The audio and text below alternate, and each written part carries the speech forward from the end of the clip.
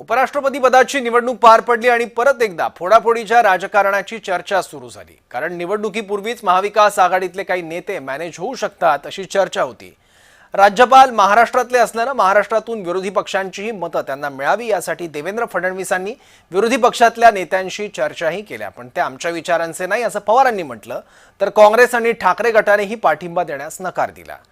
पण विशेष म्हणजे मतदानाच्या वेळी इंडिया आघाडीतली 15 मतं फुटली। ही मतं मवियाची होती असं महायुतीच्या नेत्यांनी म्हटलंय आणि यावरूनच आता आरोप प्रत्यारोप सुरू झालेत। पाहूयात। निवडणूक म्हटलं की राजकारण आलंच, पण देशात सध्या निवडणुकीत पेटलं नव्हतं तेवढं राजकारण निवडणूक झाल्यानंतर पेटलंय। ही निवडणूक होती उपराष्ट्रपती पदाची। त्याचं झालं असं की या निवडणुकीत एनडीएच्या राधाकृष्णन यांना 452 मतं मिळाली आणि इंडिया आघाडीच्या सुदर्शन रेड्डी यांना 300 मतं मिळाली। वास्तविक इंडिया आघाडीचं संख्याबळ होतं 315 इतकं। मग याच 15 मतांवरून आरोप प्रत्यारोप सुरू झालेत। निवडणूक होती उपराष्ट्रपती पदाची। अर्थातच देशभरातल्या खासदारांनी यात मतदान केलं, पण राजकारण मात्र महाराष्ट्रात तापलंय। कारण भाजप नेत्यांनी या फुटलेल्या मतांबाबत महाराष्ट्राकडे बोट दाखवलंय, तर त्याला मविया नेत्यांनीही उत्तर दिलंय। हा राजकारणाचा भाग त्यांचा आहे की लोकांमध्ये संशयाचं वातावरण निर्माण करायचं। आमचं मत आहे की आम्हाला जास्त मतं एवढी मतं मिळणार नव्हती, ती एवढी मतं मिळाली ती भाजपचीच फुटली असं आमचं वाटतं। आमची जर फुटली असतील तर भाजपची मतं आम्हाला भेटली असं झालं असेल। सरकारमधले मित्र पक्ष ज्यावेळेला मतदान करत नव्हते त्यांच्यावर कसा दबाव आणला, त्यांना मतं देण्यासाठी कसं प्रवृत्त केलं। भाजपसोबतच शिंदेच्या शिवसेनेने देखील महाविकास आघाडीचेच खासदार फुटल्याचा आरोप केलाय। त्यामुळे साहजिकच संशयाची सुई वळली ती मविया खासदारांकडे। त्यात राधाकृष्णन यांच्यासाठी मतांची जुळवाजुळव करण्याची जबाबदारी ज्यांच्यावर होती त्या मुख्यमंत्री देवेंद्र फडणवीसांनीही काँग्रेसचीच मतं फुटल्याचा दावा केला। विरोधकांनी विनाकारण बडबोलेपण केलं, जास्त बोलले, एनडीएचे मतं आम्ही फोडू म्हणून सांगितलं, पण झालं उलटच। विरोधकांना स्वतःची मतं देखील राखता आली नाहीत, हे या निवडणुकीत स्पष्ट झालेलं आहे। विनाकारण काहीतरी वातावरण तयार करायचं आणि मग तोंडावर पडायचं, अशा प्रकारची अवस्था विरोधकांची आहे। मतफुटीवरून महाराष्ट्राची विनाकारण बदनामी केली जात असल्याचा आरोप सुप्रिया सुळेंनी केला।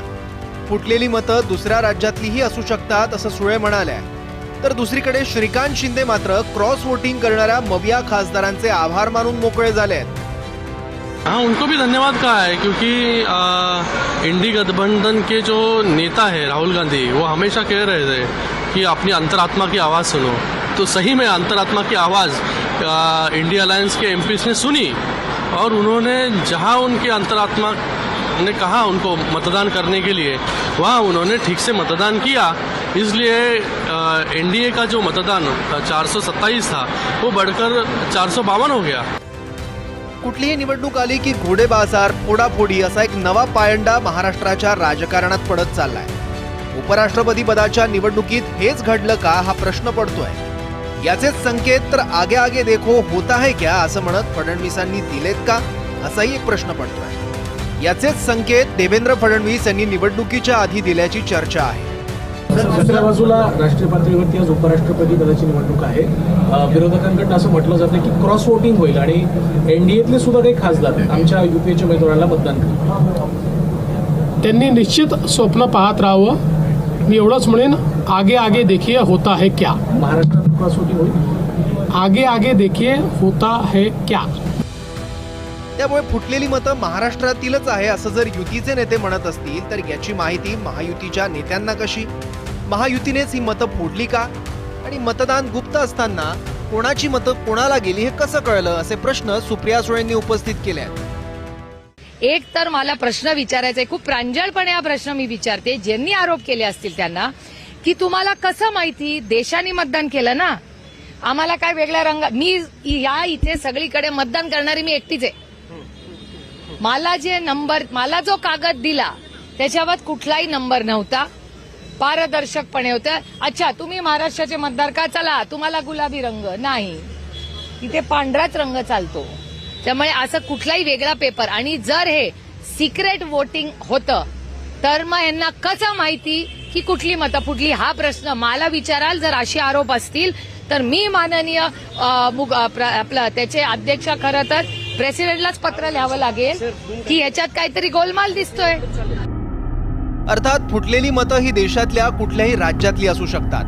राजस्थान आणि झारखंडमध्येही याबद्दल दावे प्रतिदावे केले जात आहेत. पण या निमित्ताने 3 पक्षांच्या महाविकास आघाडीमध्ये अविश्वास निर्माण करण्याची संधी युतीचे नेते साधतायत. यामुळे मवियामध्येच आपापसात अविश्वासाचं वातावरण तयार होऊ शकतं याची पुरेपूर कल्पना महायुतीच्या नेत्यांना आहे. पण ही फुटलेली 15 मतं नेमकी कोणत्या राज्यातली आणि कोणत्या पक्षाची होती याचं उत्तर येणाऱ्या काळात मिळतं का हे बघावं लागेल. ब्युरो रिपोर्ट, जय महाराष्ट्र, मुंबई. आणि यासह जयम विशेषमध्ये इथेच थांबूयात. पाहत राहा जय महाराष्ट्र.